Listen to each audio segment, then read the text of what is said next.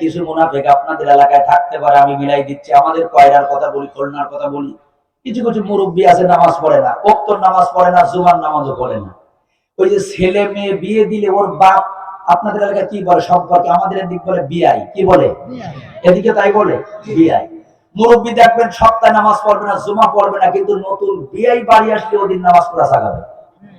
বিআই বাড়ি নিয়ে মসজিদে যাবে, বিআই একেবারে সারা জীবন আল্লাহর ঘরে কাটাই দিচ্ছি, অথচ অন্য সময় কি নামাজ পড়ে? বিআই বাড়ির থেকে চলে যাবে, নামাজ বন্ধ। এ কি আল্লাহর নামাজ না বিআই দেখানির নামাজ?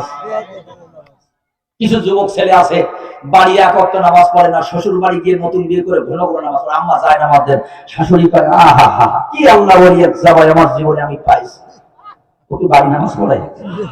শ্বশুর বাড়ি গেলে নামাজ পড়া জায়গায় ও কি আল্লাহর নামাজ না শাশুড়ির দেখানির নামাজ? এলাকায় আছে এরকম কিছু মানুষ দেখবেন, মাঘ মাসে মসজিদই পাবেন না, পৌষ মাসে আবার মসজিদই পাবেন না, মসজিদের এরিয়ায়ও যাবে না। যেই দেখবেন গরমকাল এসে গেছে, 11টার সময় দুটো ফ্যান খাটাই দিয়ে ফ্যানের তলায় ঘুমাই থাকবে। দুপুরের আগে এক ঘুম, আবার জোহরের নামাজ পড়ি আসর পর্যন্ত আর ঘুম মসজিদের ফ্যানের নিচে। তো শীতকালে মসজিদে পাওয়া যায় না, গরমকালে পাওয়া যায়।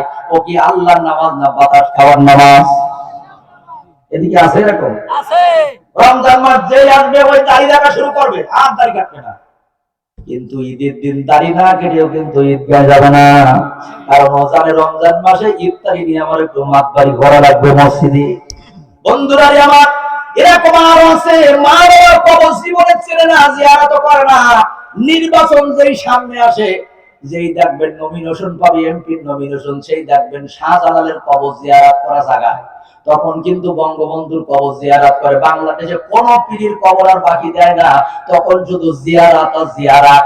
টুপি আর পাঞ্জাবি গাত থেকে খোলে না। অনেক সময় এক ওযুতে 4 মসজিদেও নামাজ পড়া লাগে। কথা বলেন ঠিক কিনা? আছে না এরকম? এগুলো কিন্তু মানুষ দেখানোর জন্য করে। আমি একটু উপমা দিলাম। যাই হোক, এইরকম জাতীয় যদি কোনটা দেখেন, বুঝবেন ওটা হলো তাজা টাটকা মুনাফিক। ঠিক কি?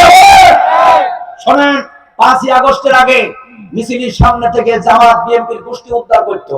দুই একটা মোল্লাদার সকাল বিকাল নাস্তা করে এটাও বলতো যে 5ই আগস্ট হয়ে গিয়ে টিকবাড়ি দিয়ে এখন আবার এই দলের সামনে থাকে দুই একজন। আপনাদের এলাকায় নেই, আমাদের কথা বলতো, এখন আবার এই দলের সামনে। আমি একটা জিজ্ঞাসা করলাম, ভাই তোর তো আগে ওই দলে দেখা যদি, এখন আবার এই দলে কেন?